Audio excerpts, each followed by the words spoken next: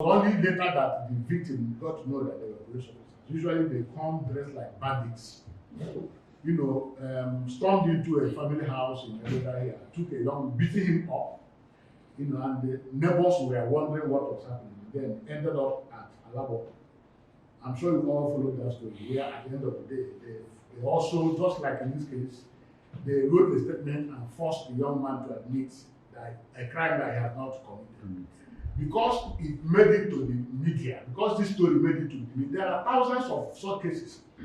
People, as we speak now, are suffering police brutality, just like in this case. They forced the man to part with money. They started from 10 million. At the end of the day, it was 2 million. And when I spoke with the AIG Alabo, she promised me, of course, because the matter was already out there in the media, she promised me that she was going to recover the money. Eventually, the victim called to confirm that the money was recovered from those roads.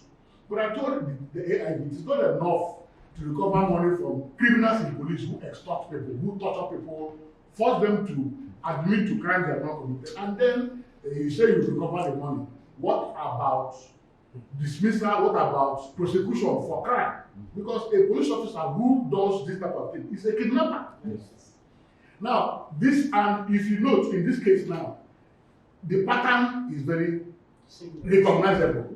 Abduction style arrest, cross-border arrest. In this case, these people came all the way from Enugu to Lagos to take a man. You didn't tell the family, you didn't invite him, there was even no documentation. Then you deny and detain the person incommunicado. You deny the family and even the lawyer access. You extort money, you frame up because they couldn't provide the money. You frame up charges. And remember they said, if you don't do this, if you don't withdraw the petitions, we will charge him, and whatever we charge him is what he has done.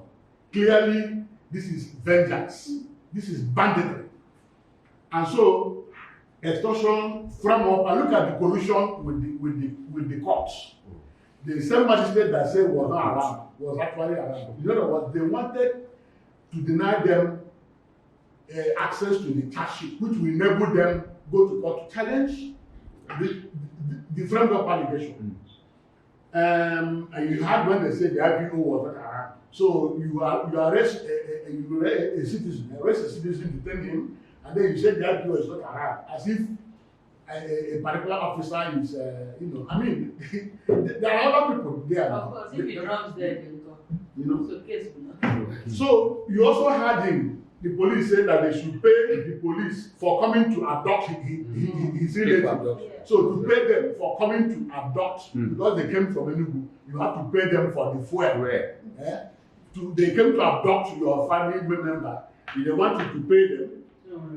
And then the family in their desperation paid certain amounts of money, you see, because they wanted their family member to be released from custody.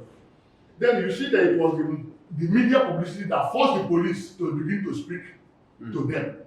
Otherwise, and then they said they should go and withdraw, pull down all the media, And then they threatened to charge him to court.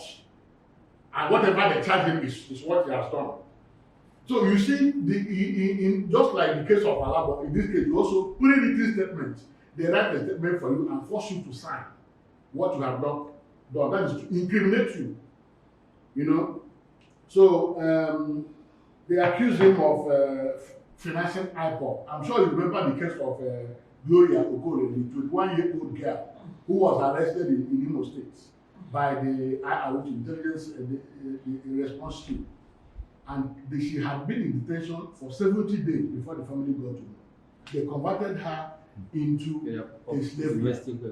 The courts have given order on the police to pay compensation. The police have refused to. We have approached the Attorney General 2-3 letter tasks. The Attorney General has not responded.